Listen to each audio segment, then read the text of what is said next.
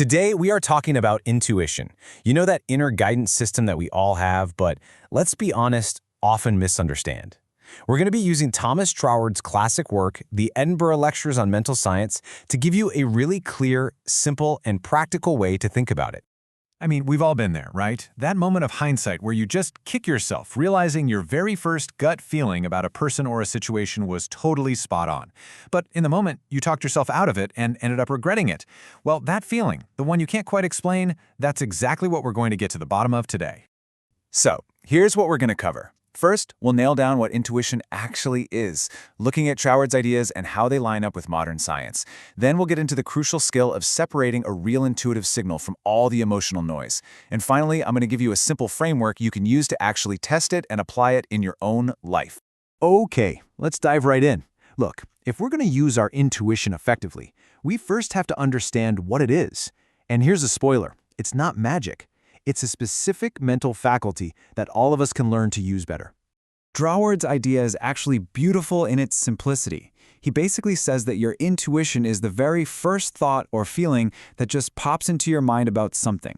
It shows up spontaneously, before your logical brain has a chance to start building a case for or against it. He called this an impression from the subjective mind, and he believed the real key was learning to trust that initial, unfiltered impression.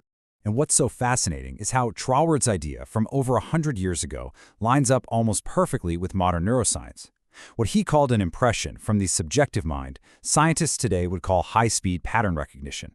Just think of your brain as this incredible supercomputer, constantly sifting through thousands of your past experiences in a split second to give you that gut feeling. So intuition isn't some mystical thing. It's just your brain processing data at an incredible speed. Okay, so this brings us to what is probably the biggest challenge we all face. If intuition is a signal, how in the world do we hear it through all the other noise that's going on in our heads? Troward was really clear about this. That initial, quiet impression, that's the signal. The noise is everything else that comes rushing in right after. Your fear of what might go wrong, your desire for things to turn out a certain way, what other people think, all that over-analysis. These are the loud voices that can so easily drown out the quiet truth of that first subtle feeling.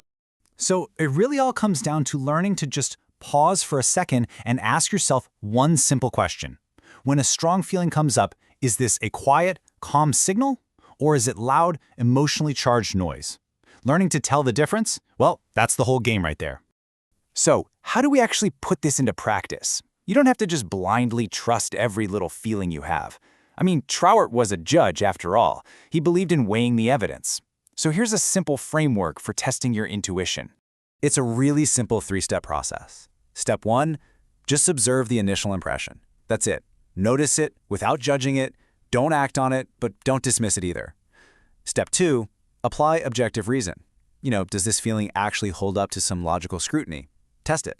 And then step 3, which is such a powerful filter, check it against your character. This third step is absolutely key. You have to ask yourself, if I act on this feeling, does it align with my core values? Does it move me closer to the kind of person I'm trying to become? You see, true, authentic intuition will almost never guide you to do something that goes against your fundamental principles. It's your internal compass, and it always points toward your own true north. All right, let's make this really concrete. How does this three-step test actually look when you apply it in the real world? Okay, so imagine you're at work. The spreadsheets and all the data say a new project is a guaranteed win. Everybody's on board, but you have this quiet, nagging feeling that something's just a little bit off, that a critical piece of the puzzle is being overlooked. That's the signal. So instead of just ignoring it, you use it as a prompt to ask better questions, to look for the data that might be missing. You're applying reason to that initial hunch. Oh, we have all felt this one. You meet someone new, and within seconds, you either feel the sense of ease or you get this subtle feeling that something just isn't right. That's your brain's pattern recognition going into overdrive, comparing this new person to countless others you've met before.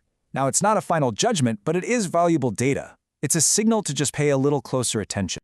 And what about personal growth? You might have a habit that feels really comfortable. Maybe it's even essential to your daily routine.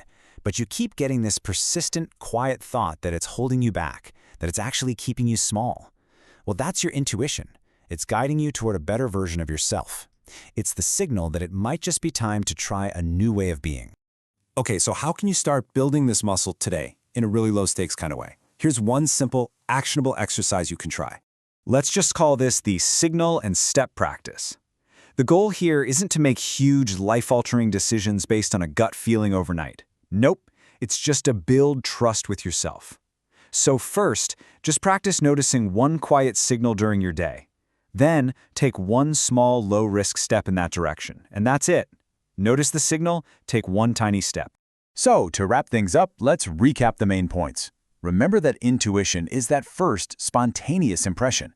It's a practical tool that's rooted in your brain's amazing ability to process information really, really quickly.